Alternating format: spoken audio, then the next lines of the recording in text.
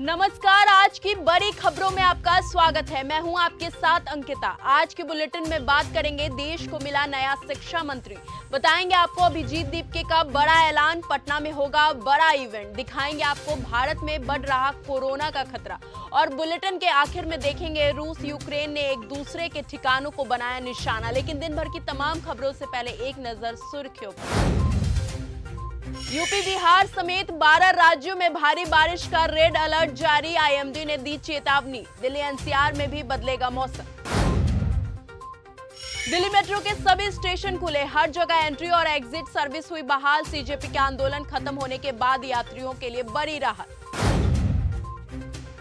भारी बारिश, भूस्खलन और बाढ़ जैसे हालात, अमरनाथ, माता वैष्णो देवी और शिव खोरी यात्रा हुई स्थगित।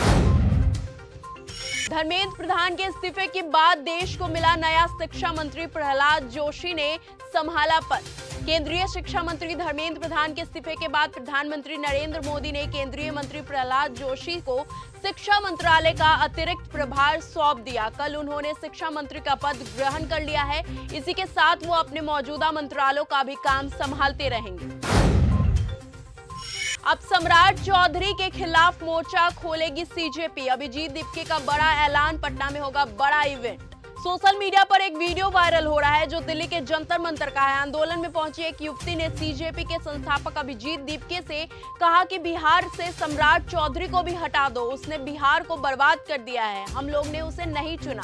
युवती की बात सुनकर अभिजीत दीपके ने कहा, मैं बहुत दिनों से कह रहा हूं कि ये प्रोटेस्ट खत्म होने के बाद कॉकरोच जनता पार्टी का अगला इवेंट बिहार के पटना में होगा।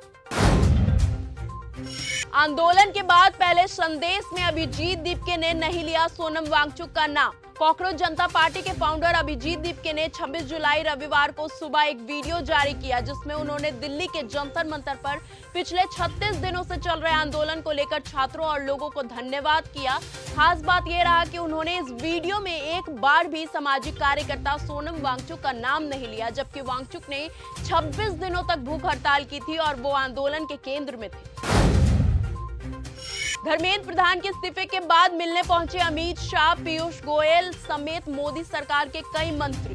धर्मेंद्र प्रधान के शिक्षा मंत्री के पद से इस्तीफा देने के बाद उनसे मिलने होम मिनिस्टर अमित शाह पहुंचे। उसके अलावा वाणिज्य मंत्री पीयूष गोयल, वित्त मंत्री निर्मला सीतारमण जैसे नेताओं भी धर्मेंद्र प्रधान से मुलाकात की। 36 दिन बाद खाली हुआ जंतर मंतर, रात में ही धुलवा दिया गया धरना स्थल। नारों की गूंज, रंग बिरंगी तख्तियां और शोरगुल के बीच जंतर मंतर कल रात अचानक खामोश हो गया। वहां अब सिर्फ सन्नाटा पसरा है। राहुल गांधी प्रधानमंत्री बने तो किस जंजी नेता को बनाएंगे शिक्षा मंत्री, तेलंगाना सीएम का बड़ा बयान आया सामने। तेलंगाना के मुख्यमंत्री रेवंत रेड्डी ने एक बयान दिया है कि पेपर लीक के खिलाफ हुए आंदोलन की सफलता के बाद उन्होंने कहा है कि यदि राहुल गांधी पीएम बने तो किसे जेनजी को नेता को शिक्षा मंत्री बनाने की कोशिश करेंगे।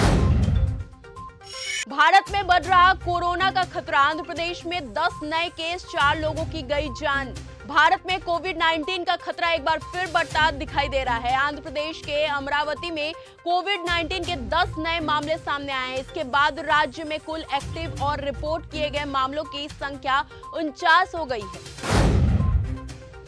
राम मंदिर चढ़ावा चोरी मामले की जांच के लिए नई एसआईटी गठित, अब 3 आईपीएस अधिकारी करेंगे जांच। उत्तर प्रदेश सरकार ने अयोध्या में श्री राम जन्मभूमि मंदिर में चढ़ावे के कथित गबन की जांच कर रही स्पेशल इन्वेस्टिगेशन टीम एसआईटी का पुनर्गठन किया है। नई एसआईटी में 3 सीनियर आईपीएस अधिकारियों को शामिल किया गया है।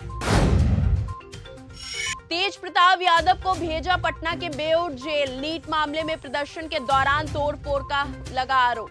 पटना में छात्रों के आंदोलन का समर्थन करने पहुंचे पूर्व मंत्री और जनशक्ति जनता दल प्रमुख तेज प्रताप यादव को पुलिस ने गिरफ्तार करने के बाद 14 दिन की न्यायिक हिरासत में जेल भेज दिया है। पुलिस ने तेज प्रताप यादव को छात्रों के प्रदर्शन के दौरान हंगामा भड़काने और तोड़फोड़ करने के आरोप में गिरफ्तार किया है।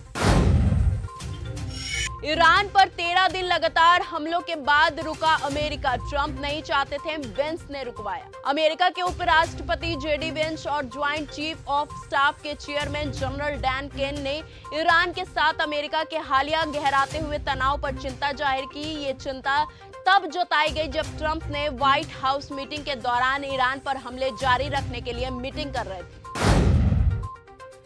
अब नेपाल आना जाना होगा आसान, यात्रियों को आईडी कार्ड देने का बना प्लान, भारत से की मांग। भारत और नेपाल के बीच रोजाना हजारों लोग सीमा पार आते जाते हैं और अब इस सफर को पहले से कई ज्यादा आसान बनाने के लिए दोनों देशों के बीच बातचीत चल रही है। नेपाल सरकार ने भारत से आधिकारिक तौर पर अनुरोध किया है कि उसके नए बायोमेट्रिक राष्ट्रीय पहचान पत्र नेशनल आइडेंटिटी कार्ड यानी कि एनआईडी को दोनों देशों के बीच यात्रा के लिए एक मान्य दस्तावेज के तौर पर स्वीकार किया जाए।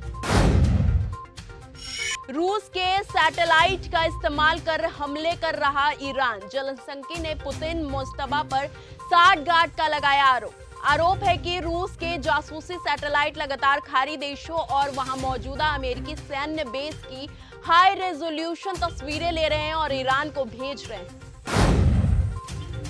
रूस यूक्रेन ने एक दूसरे के ठिकानों को बनाया निशाना, 15 लोगों की गई जान। रूस और यूक्रेन लगातार एक दूसरे के ठिकानों पर हमला कर रहे हैं। मॉस्को ने बताया कि यूक्रेन के हमलों में 12 लोगों की जान चली गई। वहीं यूक्रेन के उत्तर पूर्वी इलाके के आधिकारिक ने बताया कि रूसी ड्रोन हमले में वहां 3 लोगों की भी जान चली गई है। हूती विद्रोहियों ने सऊदी अरब पर बरसाई मिसाइलें, यमन में हवाई हमलों का दिया जवाब। हूतियों ने कहा कि वो सऊदी अरब से जुड़े जहाजों के लिए बाब अल महेद स्ट्रेट को बंद कर देंगे। ये कदम यमन पर सऊदी अरब की नाकाबंदी और यमन की राजधानी सना जो विद्रोहियों के कब्जे में है के इंटरनेशनल एयरपोर्ट पर हाल ही में हुए हमलों के जवाब में उठाया जा रहा है।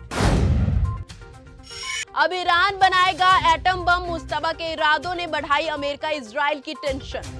अमेरिका की खुफिया एजेंसियों ने ईरान को लेकर एक चौंकाने वाला दावा किया है। एजेंसियों का कहना है कि ईरान परमाणु बम बनाने की राह पर चल निकला है और वो 60% तक यूरेनियम संवर्धन भी कर चुका है। अगर वो 90% तक यूरेनियम संवर्धन कर लेता है तो उसके परमाणु बम बनाने का रास्ता खुल जाएगा।